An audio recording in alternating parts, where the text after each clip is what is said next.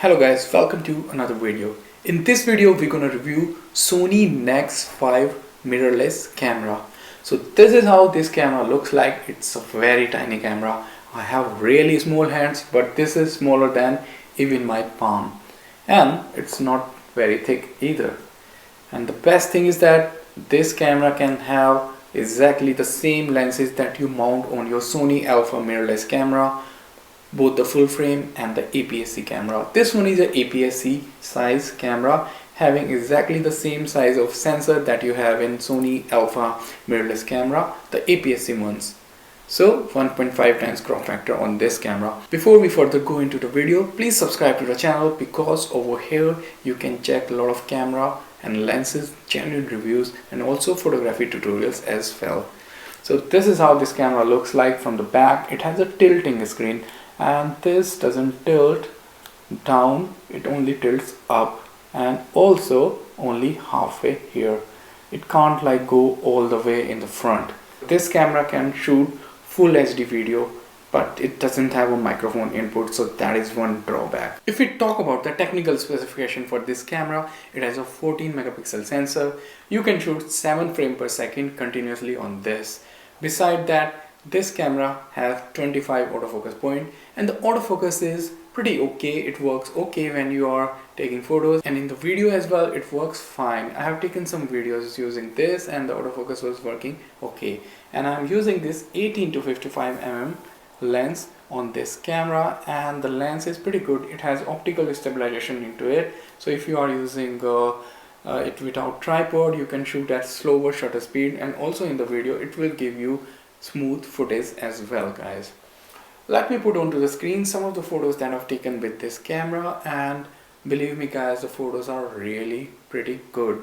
The ISO range on this camera is a little bit poor. It goes from 200 to 12,800, so it is not the best camera that can take low light photos, but it will do the job if you are taking it out into the sun when you have really good lighting conditions. And you can check for yourself, the photos look really good. Most of the photos that I took were in good lighting situation using the same 18 to 55 mm lens that I have right now on my camera. Now I'm gonna put onto the screen some of the videos that I've taken with this camera, and the video footage looks pretty good guys.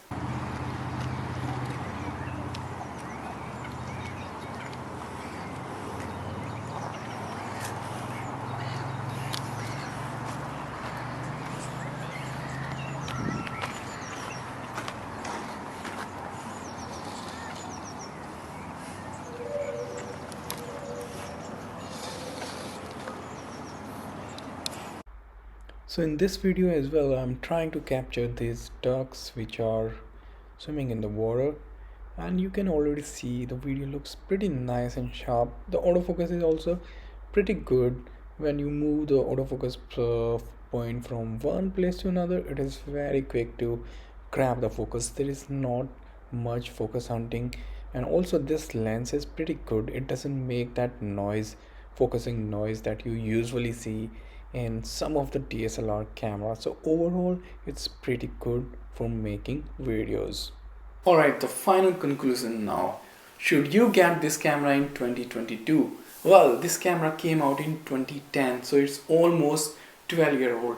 But if you get this camera used for less than $100 US, then it is a really very good price for this. I got this camera for around $80 US along with the kit lens. If you just count the price of the kit lens itself, the kit lens itself would cost you maybe $50 US or something. So you are sort of getting the body of this camera for just $30 US. And since this is a Sony E mount, you can use any Sony lenses on this. Also, since it is a mirrorless camera, you can use some of the older vintage manual focus lenses on this camera, and all of those lenses would work flawlessly along with a manual adapter. So it would be really very awesome camera to work with for you guys. But the only drawback on this camera when it comes to making video is that it doesn't have a microphone input jack. So because of that, you will have to record your audio separately and then later on sync the video and the audio in the post.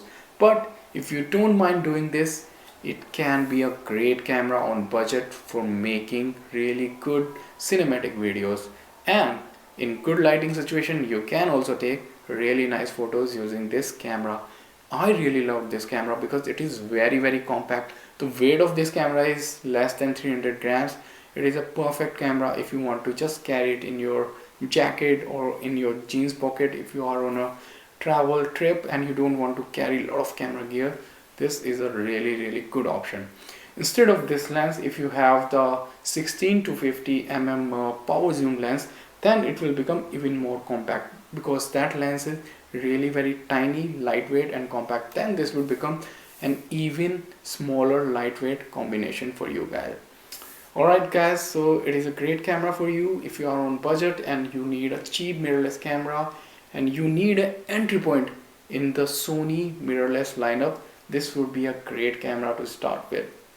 If you liked my video, please like and share it and subscribe to my channel. If you like my content, you can also check out other videos on the channel as well. I will see you in a new video guys. Take care.